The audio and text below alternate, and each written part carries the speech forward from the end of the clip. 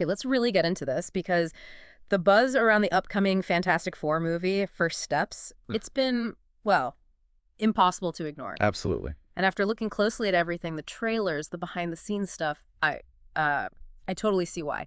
Picture this. Crackling energy in Reed Richards' lab. Uh-huh. And then that panicked shout, "Cut the power!" from Pedro Pascal as Reed. It just drops you right in. And what grabs you immediately is that sense of global reliance. Yeah. You instantly get that the stakes are way bigger than just them. The whole world's depending on them. And this is a problem Reed can't just invent his way out of, maybe. Exactly. You asked what makes this different. It's so clear this isn't just a repeat. Our goal here is to give everyone listening a real feel for this retro-futuristic world they're building. And hopefully unpack some of the nuances. Right. And we have our expert here to give us that context and analysis. So forget the old movies. First Steps isn't the usual origin story. It's not a modern take. No. They're deliberately stepping back to the 1960s. But here's the twist. It's a parallel Earth. Right, where all those optimistic tech dreams from back then, they actually happened. Largely thanks to Reed Richards, apparently. Think Kirby meets Kubrick. That's the aesthetic. That blend of 60s style with super advanced tech. And understanding that is key to getting the film's whole vibe. That retro-futuristic setting, I think, it's more than just style points. It lets them explore the core Fantastic Four themes, family, exploration, science, without that modern cynicism that maybe bogged down earlier films. Absolutely. And right at the center, the team. Pedro Pascal as Reed Richards, Mr. Fantastic, Vanessa Kirby, Sue Storm, Invisible Woman, Great casting so far. Joseph Quinn as Johnny Storm, the Human Torch, and Eben Moss-Bachrach as Ben Grimm, the Thing. Marvel's first family. And that name means something. It really does. All the info suggests their relationships are the absolute heart of the story. Which raises that question, how do you reintroduce such a well-known team? For old fans and new ones, this altered 60s setting feels like a smart way to tackle that. So let's dive back into that lab chaos we mentioned. Reed's lab sounds amazing, organized by primary colors. Yeah, red for research, yellow for thinking, black doors full of equations. And blue for monitoring. With all these advanced screens, you'd think they'd have everything under control. But totally. The color coding itself tells you so much about Reed's mind. Organized, analytical. But then cut the power. And boom, darkness. So when that power goes out, it's not just a blackout. It's like his whole ordered world is collapsing. And it's not just the lab. The monitors show distress calls flashing from everywhere. It's a massive catastrophe. With a global scale. Yeah. Director Matt Shakman actually called this their all is lost moment. Their first plan totally fails. The pressure is just immense. That's such a classic storytelling beat, isn't it? The all is lost moment. It forces the heroes to dig deep. Right. And for the Fantastic Four, who are all about ingenuity and resilience, it's where they really have to shine. Exactly, because, hey, it's the Fantastic Four. They always pull it off somehow. But thinking about their start, it's kind of wild. Fantastic Four, #1, 1961, Stan Lee, Jack Kirby. The book that basically launched Marvel Comics as we know it. Right. Martin Goodman wanted something like DC's Justice League, but Lee and Kirby delivered something totally different. Revolutionary, really. They were perfect gods. They were a family. Flaws, arguments, no secret identities. Yeah. And Ben Grimm's transformation into the Thing, that wasn't just a power-up, it was tragic. Real emotional weight. Huge weight. And Johnny's impulsiveness, Reed and Sue bickering. Yeah. It felt real. Totally. Plus, you had that whole space-age optimism backdrop. Kirby's designs, the Fantastic Car, the Negative Zone, just pure imagination. That mix of the mundane and the cosmic was their magic formula. Exploring space 1 minute, arguing about rent the next. Well, maybe not rent, but, Yeah. And it's a balance later movies struggled with. Definitely. Trying to make them fit into cynical, modern settings just gets the point somehow. But First Steps is going back to that source. Not just the plots, but the feel of the 60s. Just, a different 60s. A parallel reality where the jetpacks and robot butlers actually happened. Thanks to Reed. So it taps into that nostalgia for the future that never was, but with a Marvel spin. It's not just retro. It's like an alternate present that grew out of that hopeful past. Which is kind of an interesting comment on our own tech relationship, maybe. Which brings us neatly to retrofuturism. That's the key design idea. Blending real 60s details with that wild sci-fi imagination. Shakman's Kirby meets Kubrick, quote, sums it up perfectly, doesn't it? Referencing Kirby's comic art and the stark look of 2001. That's a fascinating mashup. Kirby's dynamism versus Kubrick's clean, almost sterile future. It suggests something visually really unique. Totally. And they've reimagined the 60s history, too. Like, forget Armstrong and Aldrin. In this world, the Fantastic Four were the first astronauts. Pushing the boundaries. And the tech looks so cool. Reed's workshop is full of inventions. They even built a real animatronic HERBIE. No way. HERBIE. That's a deep cut. Right. And the fantastic car they made, too. One detailed inside for the actors, one lighter for effects shots. That car sounds like the perfect symbol of the whole concept. Sleek 60s lines mixed with, like, Jetsons tech. Turbine intakes, bubble dome. Exactly. The production designer mentioned drawing from mid-60s European concept cars, but then adding those 50s retro future bits. Very deliberate. Really thoughtful design. And it's not just the tech. They recreated Ben Grimm's Yancey Street neighborhood. Which was basically Jack Kirby's Lower East Side growing up. Down to the details, kosher groceries, a synagogue. Wow, that commitment to grounding them, even with the cosmic stuff, is so important. Knowing Ben's character is partly an homage to Kirby's dad adds real depth. And Eben Moss-Bachrach, who plays Ben, he's a New Yorker, he said the set felt totally authentic, like being back on the Lower East Side. He was surprised they weren't actually filming in NYC. Those details make the world feel real, believable. It's also kind of neat. Moss-Bachrach played Micro in The Punisher, whose name nodded to Stan Lee. Now he's playing Ben Grimm, Kirby's guy.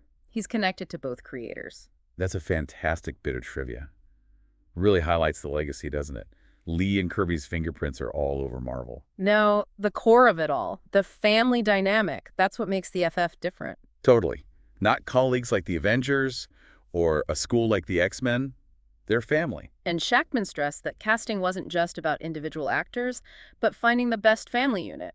He said the chemistry between these four was strong right away. That's crucial. If you don't buy them as a family, the whole thing kind of falls flat. It shows they understand what makes the FF tick. And what a cast. All from prestige TV backgrounds. Vanessa Kirby from The Crown, Joseph Quinn, Stranger Things. Eben Moss-Bachrach, Emmy winner for The Bear, plus girls. And Pedro Pascal, Game of Thrones, Mandalorian, Last of Us. It's a powerhouse lineup. Actors used to compete with complex characters and relationships.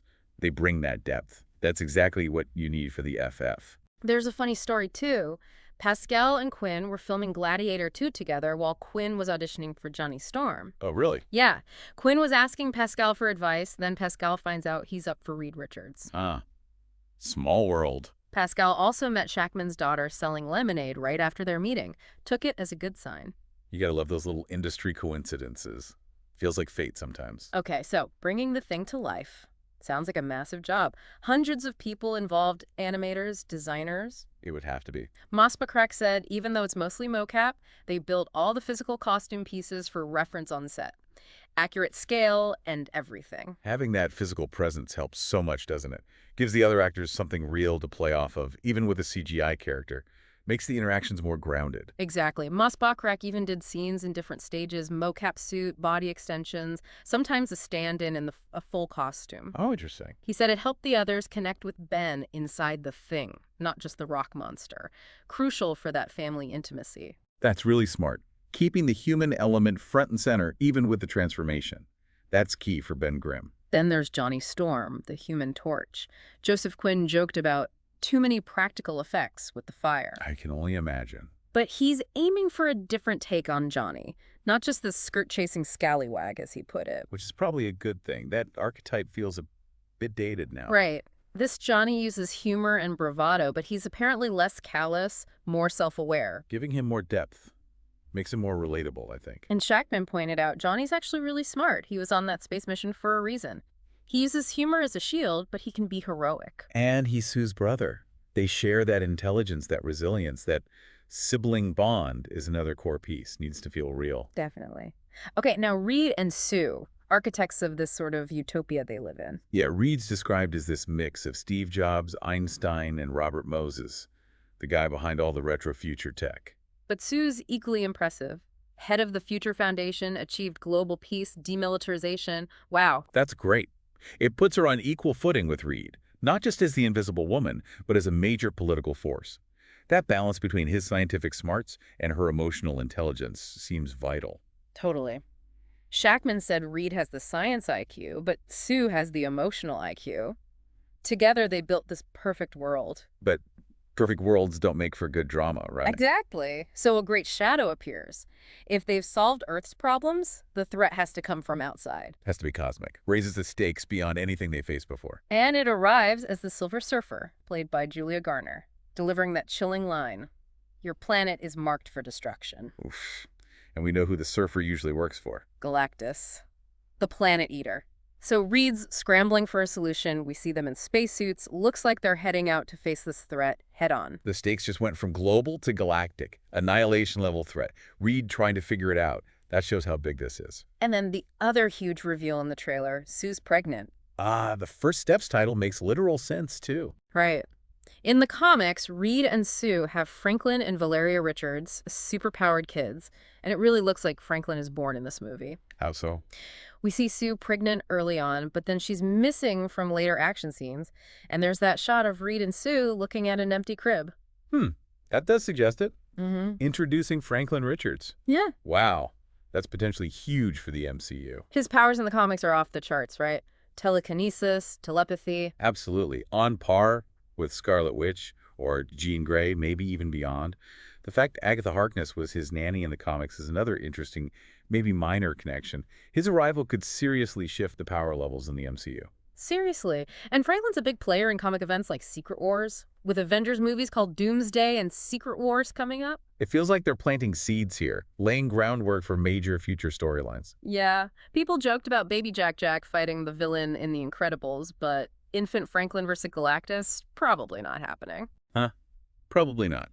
But it highlights the massive potential, doesn't it? Yeah. Introducing a baby with that kind of power opens up so many story doors. Okay, speaking of a Galactus, fans were, let's say, underwhelmed by the space cloud in the last movie. Underwhelmed is putting it mildly. Yeah, but this time, he's going to be a physical being.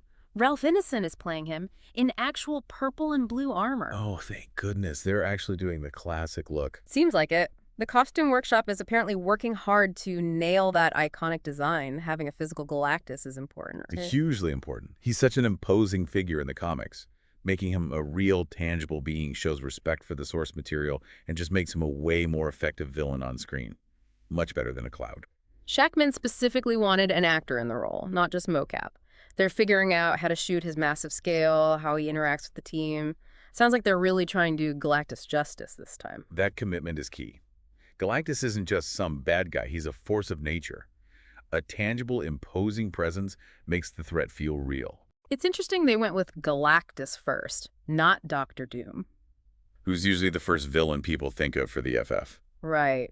Doom's iconic, but maybe because Marvel has other plans for Doom, reportedly, with Robert Downey Jr. in the Avengers films, Shackman got to use a different big bad for First Steps. And it's confirmed this FF cast will face Downey's Doom in Avengers Doomsday. Yep, that's the report.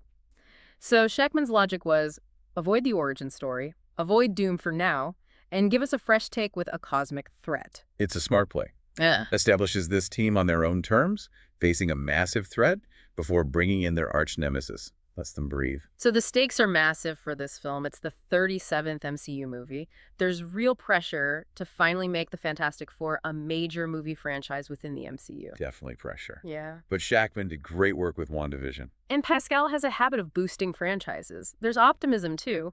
Pascal admitted it's intimidating, taking on such a beloved role with huge expectations. But he talked about trusting his collaborators and just wanting to make something authentic and entertaining. So the big question is, can they pull it off? Can they nail the Fantastic Four this time? All the pieces seem to be there. The retrofuturistic setting, the focus on family, a genuinely huge cosmic threat, the cast, the director. It really feels like this could be the one the definitive FF movie fans have been waiting for.